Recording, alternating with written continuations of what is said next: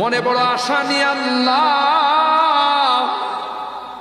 তোমার শাহী দরবারে ভিক্ষুকের মতো হাত বাড়াইলাম।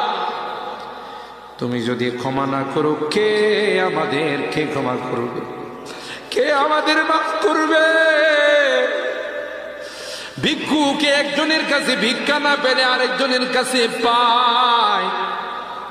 এক দুয়ার থেকে বিতাড়িত হলে আরেক দুয়ারে যায়। তোমার দরবার থেকে যদি মাহরুম হয়ে যায়, বিতাড়িত হয়ে যায়,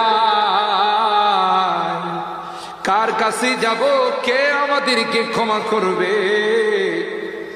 মালিক রে, কাঙ্গালের মতো হাত বাড়াইলাম, তাওবা করতেছি, আর জীবনে কোনোদিন নামাজ ছাড়ব না, আর জীবনে কোনো গুনাহ করব না, আর জীবনে কোনোদিন বেপরদায় চলব না, আর কোনোদিন সুদী লেনদেন করব না। কিয়ামতের কঠিন ময়দানে আমাদেরকে তুমি গুনাহগার বলে ডাক দিও না।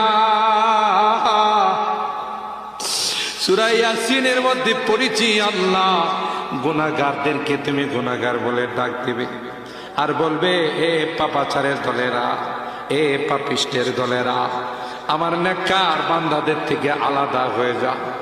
ওই দিন যদি আমাদেরকে নাম ধরে ধরে তুমি ডাক দাও, তোমার সমস্ত নবীদের সামনে লজ্জা পাবো।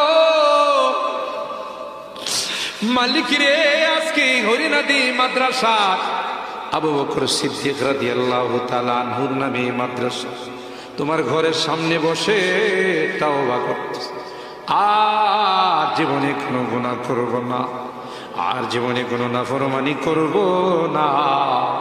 মেহেরবানি করে আমাদের তাওবাগুলোকে কবুল করে নাও।